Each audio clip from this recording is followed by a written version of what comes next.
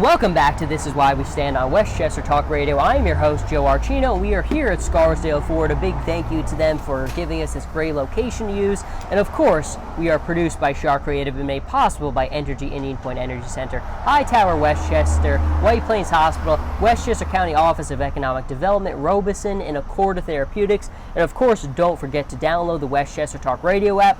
Now, I've been saying this, and I think this is really one of those special interviews you don't forget. We have Dan Mulroy with us, and Dan spent 14 years as a Navy SEAL. And Dan, I was just telling you, I've been very fortunate to interview some amazing people who've served this country. A Navy SEAL I've never been able to cross off the list. So for me, this is a check on the bucket list here. Really appreciate you coming down. I've been wanting to make this happen, and here you are. So thank you for coming down. Yeah, no, thanks for having me. Hopefully I can live up to some of the outstanding guests you guys have had on the show prior to this, but looking forward to it. No, absolutely. And, I think the first and perfect place to start is what brought you to the SEALs. You and I were just talking a little bit about that journey and, take me to the beginning. How did you get there? Yeah, I think it's, here we are a couple days after 9/11, or the anniversary of 9/11, and that really impacted me. I was a sophomore in high school when that happened, and it kind of changed the course for everybody, and really a whole generation of people who went into the military post 9/11. And for me, I was in high school, and I was filling out college applications, and really it just wasn't right. It didn't feel right to go to college. I didn't know what I wanted to do. I didn't have a passion there.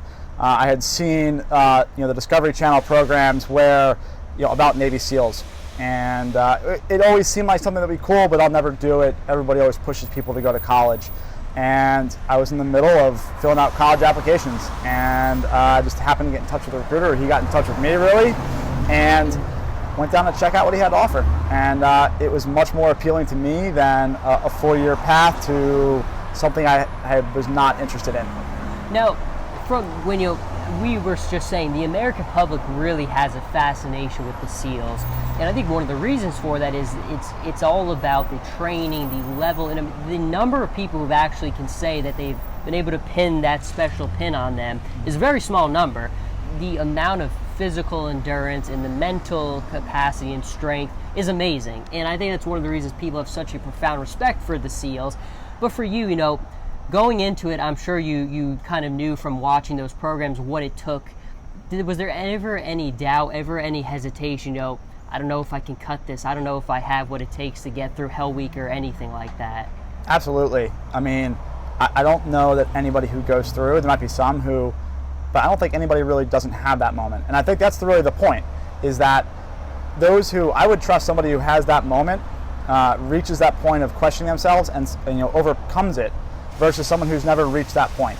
Everybody at some point in their life is going to reach that point, and it's what you do in that moment that really makes the difference. So I would trust people who had that moment and overcame it versus someone who never has. Hell Week. Just the name is so synonymous. Everyone knows part of what it entails. For you, I mean, was it a living hell? Yeah, it is. I don't know how else to say that. But, it's also one of those moments when you look back at and you just, I can't believe that happened. Right. You look at the bonds you make in that moment, and in the moment, it's too much to take on, and you just focus on today, what's happening right now. I don't know if I was to go back now, whether I would want to do that again. Actually, I'm pretty sure I wouldn't.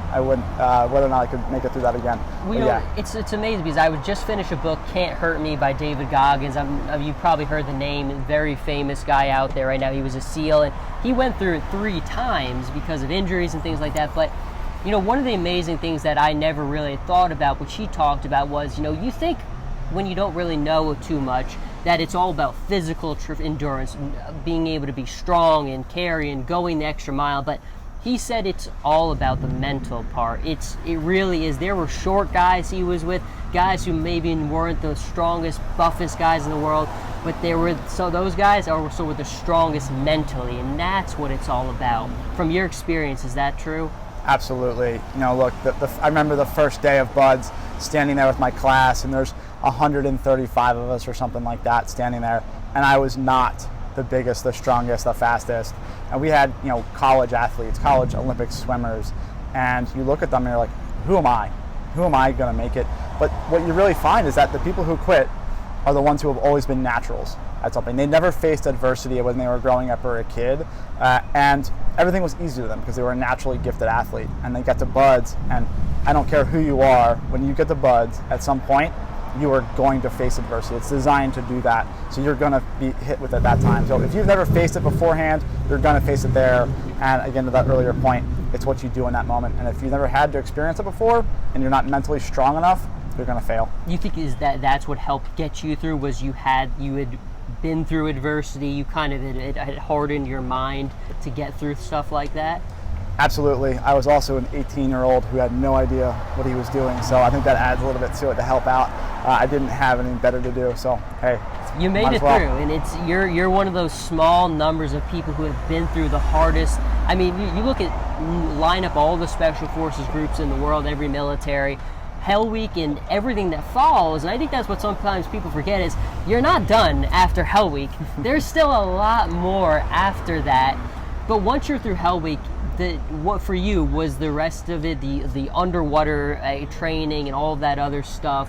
What was that like? Was it just as difficult, or did you feel like once you were through Hell Week, I could power through the rest? You know, it's different. Before Hell Week and up to Hell Week, none of these little simple evolutions are that difficult, right? You're doing them for an hour, 2 hours. Anybody can put up with that amount or hell for an hour or two, right? But it's when you add it all together that it really becomes, it's too much for anyone to grapple. So, you know, after Hell Week was probably the first time when I actually accepted the fact that, like, hey, I might actually make this. Before that point, there's so many unknowns, and you don't know what's around the next corner. You don't know. But after that point, yeah, I actually accepted I could actually do this and become a Navy SEAL. But then, you know, it shifts a little bit from, you know, the physical breakdowns and beatdowns to, hey, now you have to perform.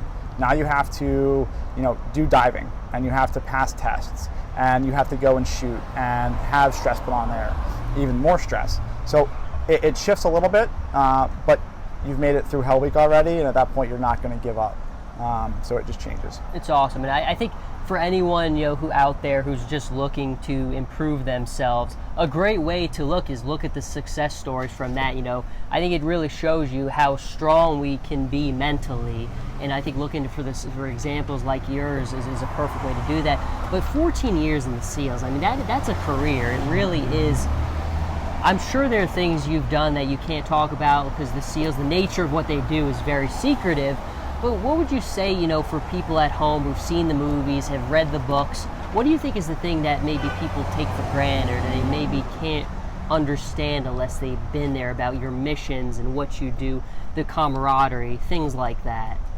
Yeah, you know, I think one big misconception is that not anybody can do this, and it's this grand thing, and really it's not. It's all about the simple choices you make on a day-to-day basis, and some of the books that are out there by Jocko and David Goggins and stuff speak to that.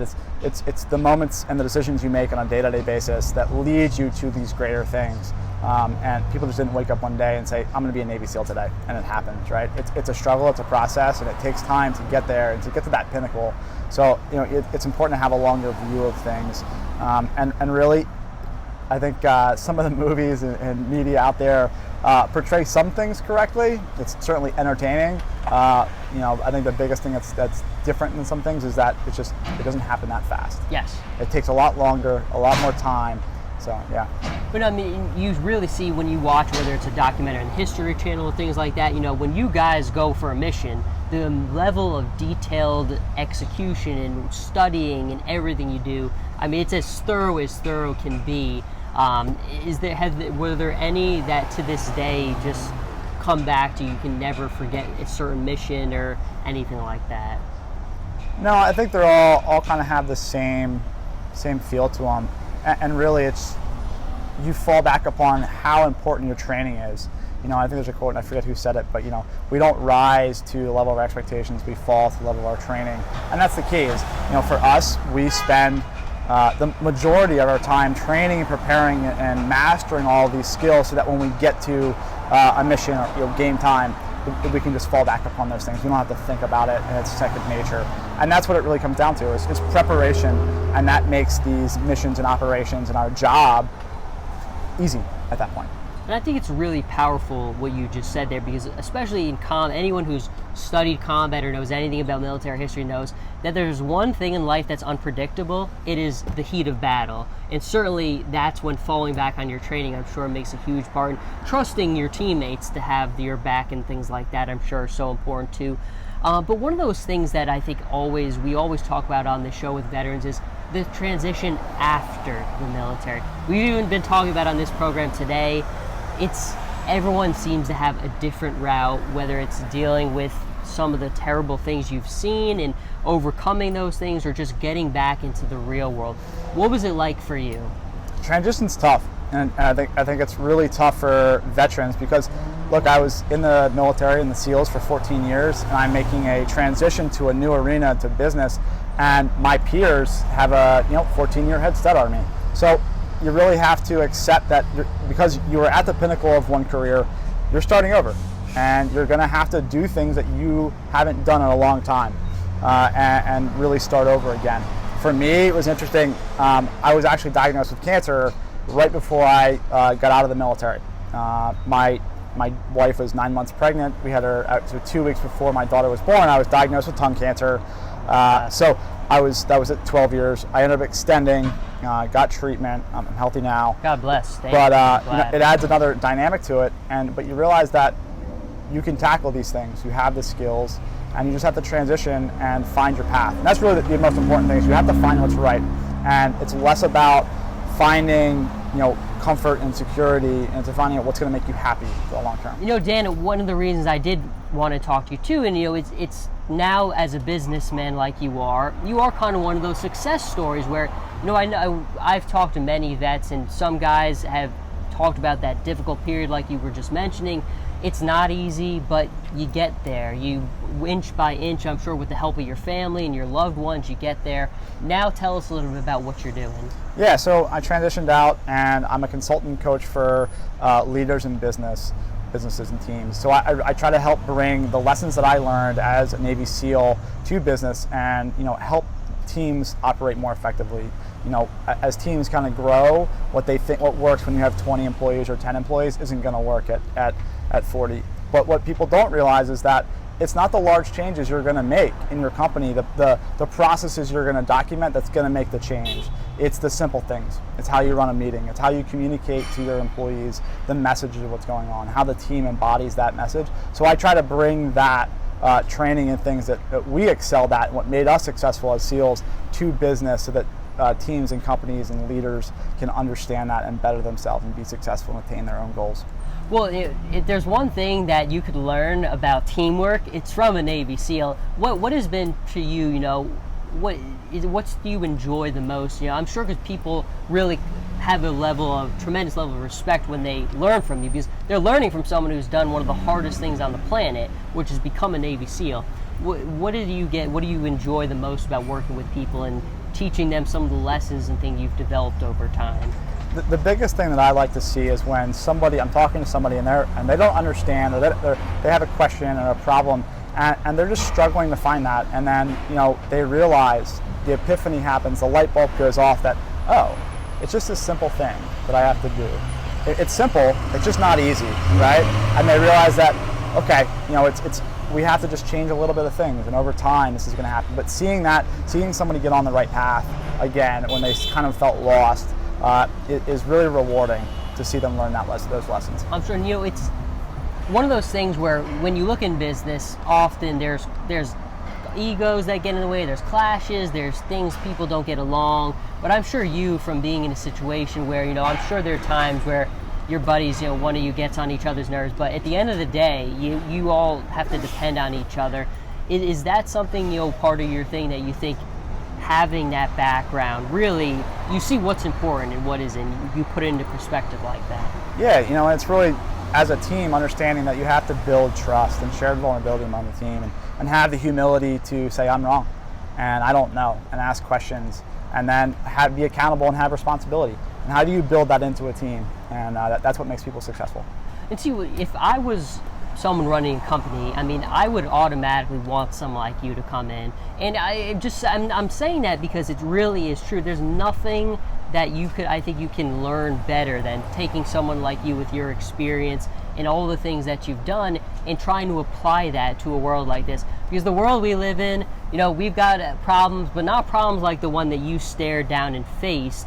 So bringing in someone like with the knowledge like that, it's fascinating.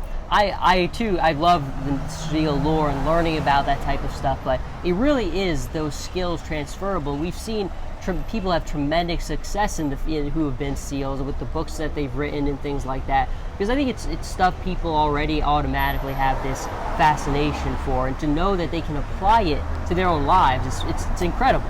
Yeah. No, I mean, yeah. If anybody wants to reach out and have a conversation, happy to do that. That was my next question. Yeah. No, you can look me up at 373 North, which is my company. That's our website, and or look me up on LinkedIn or Instagram or Twitter, whatever that is.